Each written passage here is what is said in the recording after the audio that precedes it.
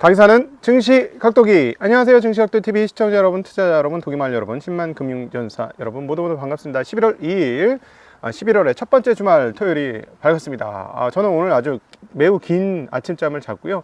점심에 여러분을 이렇게 뵙게 되었습니다. 그리고 태양빛이 너무나 뜨거워가지고 약간 그늘로 숨어서 여러분 만나 뵙게 되었습니다. 태양이 너무 뜨거워가지고요, 피부가 막 타들어간다는 게 느껴질 정도로 매우 뜨겁습니다. 11월 달에 이런 날씨라니요. 지금 제가 가디건을 입고 나왔는데 전혀 뭐 바람은 많이 붑니다만은 전혀 뭐 11월 날씨라고 느낄 수 없을 정도로 반팔을 입고 다녀도 뭐 무난하겠다, 점심쯤에는 그런 생각이 들 정도로 날씨가 따뜻합니다. 11월 날씨치고는 이런 날씨가 정말 있었나 할 정도의 그런 흐름들이 나타나고 있습니다. 자, 미국 시장 오늘 대단히 충격적인 지표가 나왔습니다. 그러나 충격적인 지표에도 불구하고 시장은 신경 쓰지 않았죠. 그래서 이렇게 오늘 장 한마디 정했습니다. 고용 쇼크, 그러나 신경 안 쓴 시장. 네.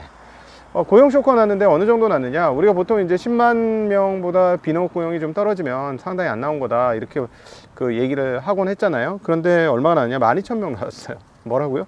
12,000명이요. 진짜요. 네. 그 예상은 당연히 10만 명이 훨씬 넘을 것으로 예상을 했었는데 12,000명이 나왔는데, 이 정도면 파란이 있어야 되는 정도인데, 근데 말도 안 되는 숫자가 나온 거잖아요. 말도 안 되는 숫자가 나왔습니다. 미국 고용이 말도 안 되는 숫자가 나오니까 분위기가 어떠냐면, 이거 데이터 잘못된 거다 라는 분위기로 넘어갔죠.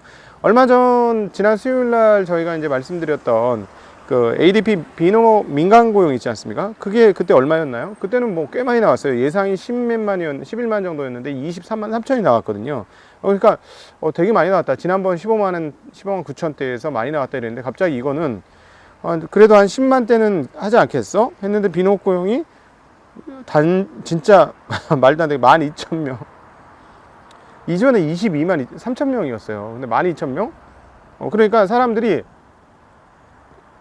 야, 이제 큰일 났어 라기보다도 이게 뭐야? 그러면서 이제 우리가 그동안에 고용이 나중에 수정이 많이 됐다는 걸 봤잖아요. 이게 설문조사가 상당히 큰 영향을 미치거든요. 그러다 보니까 이건 뭐 설문조사 하다 데이터 잘못됐네 라고 그냥 치부해버리는 흐름이었습니다. 그런데 뭐 다음 달에 다시 확인하겠다는 분위기고요. 그리고 제가 봐도 이거는 조금 심하다. 근데 이제 그런 내용들이 왜 그랬을까 보면 허리케인이 있었습니다. 그래서 허리케인이 있었고 보잉의 뭐 파업 등등 이런 것들이 있었는데요. 그 미국 플로리다에서 허리케인 밀튼, 그다음에 헐린 등이 있었고요. 항구 노조 파업, 기억나시죠? 있었던 거. 그 다음에 보잉 파업, 이런 것들이 있었는데요.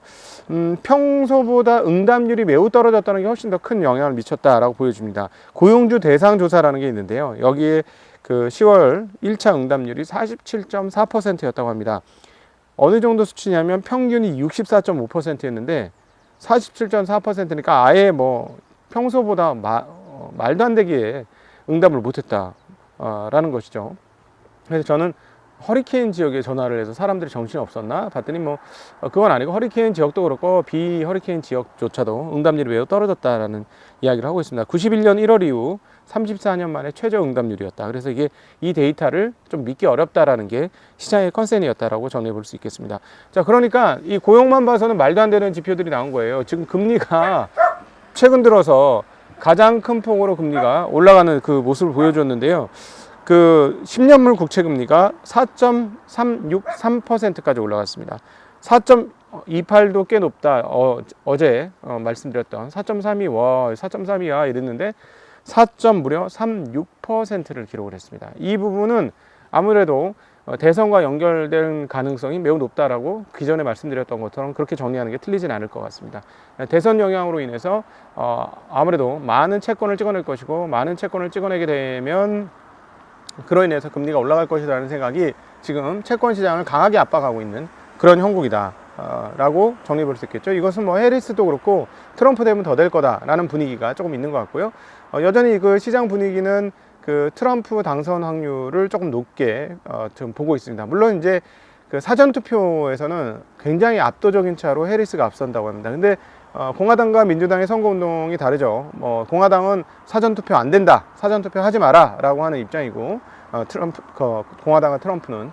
그런데 이제 민주당에서 사전투표 해라 하는 입장이니까 아무래도 민주당 지지자들의 월등히 많은 사전투표를 했을 것으로 보여집니다. 민주당 지지자들이 많았기 때문에 지금 사전투표 대상자들을 대상으로 한 설문조사에서는 격차가 매우 크게 나옵니다. 그래서 현재 격차는 바이든 때보단 그래도 격차가 덜하다. 즉 바이든 때 사전투표의 민주당 지지 폭보다는 좀 덜하고 대신에 힐러리 때보다는 훨씬 높다 라는 그런 상황이라서 어찌되었거나 이번도 박빙은 박빙일 것 같다라는 생각을 많이 하게 됩니다. 근데 뭐 당선 확률에 있어서 여러 여론조사에서는 여전히 트럼프가 조금 앞서고 있는 그런 상황들로 집계되고 있는 상황 확인할 수가 있겠습니다.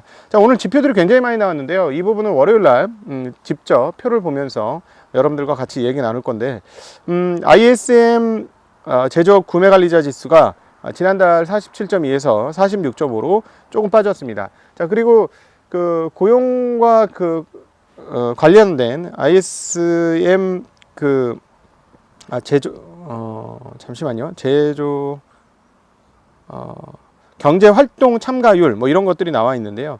이런 것들은 지난달과 거의 변함이 없습니다. 62.7에서 62.6이고요. 주당 근무 시간 34.3 시간으로 그대로 비슷합니다. 그래서 이번 고용 지표가 사람들의 눈길을 못 끌었고요.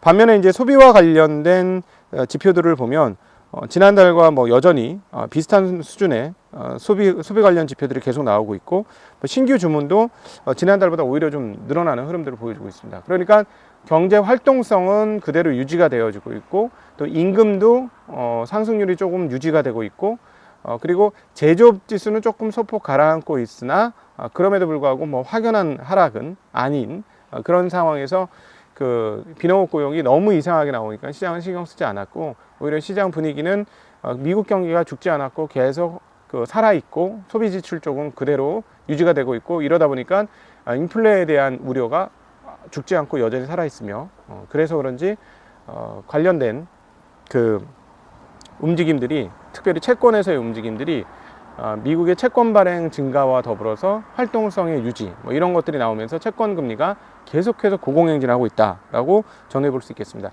채권 금리가 계속 고공행진을 했기 때문에 달러도 강세를 보여주는 흐름들 유지를 했고요. 그 다음에 엔화는 하루 만에 다시 152엔에서 153엔으로 올라가면서 약세를 보여줬고 한국 원화는 엔화를 따라가면서 1390원을 기록 중에 있는 상황입니다.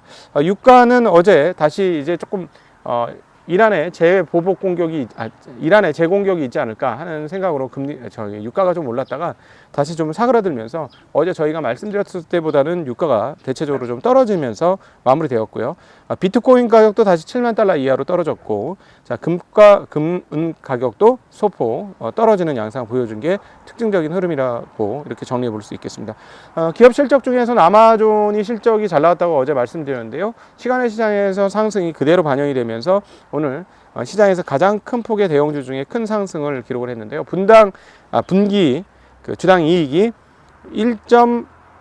1.43달러로 예상 1.14달러보다 상당히 큰 폭으로 실적을 기록을 하면서 높은 상승세를 유지했고 아마존의 강세가 빅테크들의 상승과 반전을 이끌었고 시장 기술주들의 반등을 이끌었다라고 정리해 볼 수 있겠습니다. 그리고 재미난 점은 다우지수는 30종목으로 종목이 구성되는데요. 여기에서 드디어 인텔이 탈락했습니다. 인텔이 탈락하고 누가 들어갔을까요? 엔비디아가 들어갔습니다. 자, 다우지수 그러니까 이제 드디어 컴퓨터 칩의 대명사는 인텔에서 엔비디아로 넘어간 것을 다우에서 인정했다라고 볼 수 있겠고 인텔은 대규모 구조조정과 그 다음에 다음 차기 가이던스를 올리면서 엄청나게 나쁜 실적에도 불구하고 어마무시한 적자를 기록했음에도 불구하고 주가가 7%대 상승하면서 마무리되는 모습 보여주었습니다. 자, 자세한 내용들 월요일날 하나하나 보시면서 나눌 수 있도록 하고요. 여러분 정말 활동하기가 너무 좋은 주말이네요. 네, 가을 하늘 맑고요. 행복한 주말 되시길 빌겠습니다. 주식시장이 여러분을 속였을지라도 삶은 그대로 가는 거고요. 또 기다리면 때가 오겠죠. 그리고 이제 한국에서 투자자들의 마음과 상관없이 금투세 관련된 결정은 아마도 연말쯤에 확정이 될 것 같습니다. 결국 연말쯤까지는 금투세로 인해서 우리는 조금 힘든 흐름 보여줄 것이고요. 아마 금투세 끝나고 나면 시장이 조금 정상화되는 그런 흐름들이 나타나지 않을까. 그때까지 대략 지금부터 또 연말까지 한 2달간 조금 한국 시장은 좀 그저 그런 흐름들, 수급들 보지 않을까 하는 생각도 듭니다. 자, 행복한 주말 되시길 빌겠습니다. 여러분 인사드리겠습니다. 안녕.